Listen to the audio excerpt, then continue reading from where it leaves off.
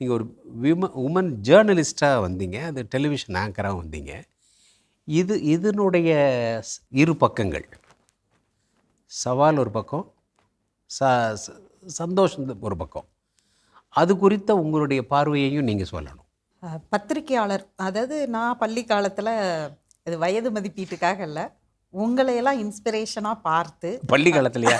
பள்ளி காலத்தில் வந்து பத்திரிகையாளர் ஆகணுங்கிற ஒரு பெரும் கனவோடு சென்னைக்கு வந்த ஒரு நபர். குடும்பம் இதே விவசாய குடும்பம், விவசாய பின்னணியில் இருக்கும் பொழுது பத்திரிகை துறைக்கெல்லாம் அனுப்புவதற்கு தயங்கிய ஒரு குடும்பம் தான். எங்கள் வீட்லேயும் 5 பேர், நான் தான் 5வது பொண்ணு. 5வது பொண்ணு கெஞ்சினாலும் கிடைக்காது. ஒவ்வொரு தடவையும் நமக்கு சவால்கள் வரும். உங்களுக்கு அரசியல் சூழலாக இருக்கலாம், அல்லது வந்து ஊடகங்களில் உங்களுடைய நியூஸ் ரூம் பாலிடிக்ஸை ஃபேஸ் பண்ணுறதே ஒரு பெரிய சவால், உங்களுக்கு தெரியாததில். அதை சமாளித்து வரணும். முன்னாடியெல்லாம் ஒரு பெண் வந்து அரசியல் சார்ந்த ஒரு கருத்தை சொன்னால், உனக்கு என்னமே தெரியாதுமா அப்படிங்கிற பதில் தான் முதல் பதிலாக இருக்கும். ஆனால் அதன் பிறகு நம்ம வந்து நம்மளை தகவமைச்சிட்டு நம்மளால் பேச முடியுங்கிறத உறுதிப்படுத்திக்கிட்டு நாம் அந்த இடத்துக்கு நகர அதற்கான தயாரிப்புக்கு நம்ம தகவமைச்சிக்கிட்டே இருக்கணும். என்னுடைய லிங்க்டின்ல எல்லா இடங்கள்லையும் சொல்கிற ஒன்றே ஒன்று தான்.